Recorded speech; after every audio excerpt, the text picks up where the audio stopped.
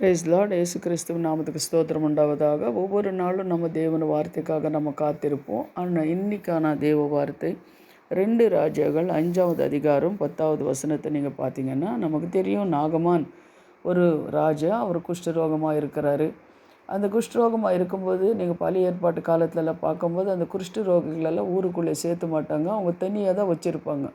ஆனால் அவங்க வரும்போது தீட்டு தீட்டு அப்படின்னு சொல்லி கத்திட்டு தான் ஊருக்குள்ளே வரணும், அப்படி வச்சுருந்தாங்க. ஆனாலும் இந்த நாகமான் என்ற ராஜ குஷ்டரோகம் வரும்போது அவர் ரொம்ப வேதனைப்பட்டிருப்பார். வேதனைப்படும்போது ஒரு சிறு பொண்ணு அவருக்கு சொல்லுது, இஸ்ராவேல் தேசத்தில் ஒரு தீர்க்கதரிசி இருக்கார், அவர்கிட்ட நீங்கள் போனீங்கன்னா அந்த வியாதி சுகமாயிடும், நீங்கள் போங்க அப்படின்னு சொல்லும்போது அவர் விசுவாசிக்கிறார்.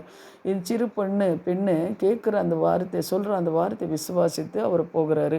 போகும்போது எலிஷா என்ன பண்ணுறாருன்னா, எலிஷா கிட்டே போகிறாரு. அந்த எலிஷா அவர் என்ன பண்ணார், யோர்தானில் போய் 7 வாட்டி முழுங்குங்க அப்படின்னு சொல்கிறாரு. ஆனால் இவர் நினச்சிருப்பாரு, நான் ஒரு ராஜா, எனக்கு அவர் நான் போன உடனே என்னை இது காயங்களெல்லாம் ஒரு தைலத்தினாலேயோ ஒரு மருந்தினாலேயோ பூசுவாங்க அப்படின்னு சொல்லி நினச்சிருப்பாங்க. இல்லை எனக்கு கனப்படுத்துவார் அப்படின்னு சொல்லி கூட வந்திருக்கிறான்.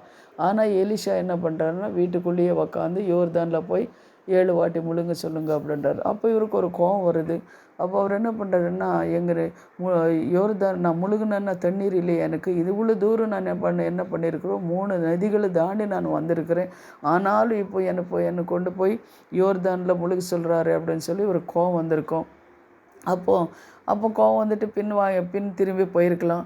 போகும்போது கூட அங்கே இருக்கிற அவர் கூட இருந்த ஒரு மனுஷன் சொல்லியிருக்கிறாரு, ஏதாவது நீ வேறு ஏதாவது சொல்லியிருந்தா கூட செஞ்சுருப்பேன் இல்லைங்களா, என்ன காரியம் சொல்லியிருந்தாலும் செஞ்சுருப்பீங்க. ஆனால் அவர் சொன்னது சின்ன காரியம் தானே, அந்த காரியம் ஏன் செய்யக்கூடாது, அது கூட நீங்கள் செய்யலாமே அப்படின்னு சொல்லும்போது, சரி வா அப்படின்னு சொல்லி போய் யோர்தானில் முழுங்கும்போது 1 வாட்டி முழுகிறாரு, 2 வாட்டி முழுகிறாரு, பார்க்குறாரு சரின்னு அப்படியே இருக்கிறது. அப்போ அவர் ஒரு அவிசுவாசத்தோடு இருக்கலாம். இல்லைன்னா என்ன இப்படி சொல்லியிருக்கிறாரு, சரி முழுங்கலாம் அப்படின்னு கூட 7வது வாட்டி முழுங்கும்போது அவருக்கு என்ன ஆச்சுன்னா, சின்ன குழந்தை போல் ஆயிடுச்சு. 14வது வசனத்தில் படித்து பாருங்கள். அவர் சரீரம் என்ன வச்சுன்னா சின்ன குழந்தை போல் மாறி விட்டது அப்படின்னு சொல்லி நம்ம பார்க்குறோம். தேவஜனமே அதே போல தான் நம்ம என்ன பண்ணணும், வார்த்தைகளுக்கு நம்ம கீழ்ப்படுறவங்களாக நம்ம இருக்கணும். வார்த்தைக்கு நம்ம கீழ்ப்படிந்து நம்ம நடக்கணும். 7 என்றது பரிபூரணத்தை குறிக்கிறது. அப்போ அந்த 7 வாட்டி அவர் முழுங்கும் போது அவருக்கு பரிசுத்தமான சின்ன குழந்தைகள் போல் சரீரம் மாறிவிட்டது அப்படின்னு சொல்லி நம்ம பார்க்குறோம். அது நம்ம அவர் கீழ்ப்படியாமல் போயிருந்தாருன்னு வச்சுக்கோங்களேன், அந்த வியாதி அவங்களுக்கு அப்படியே இருந்திருக்கும்.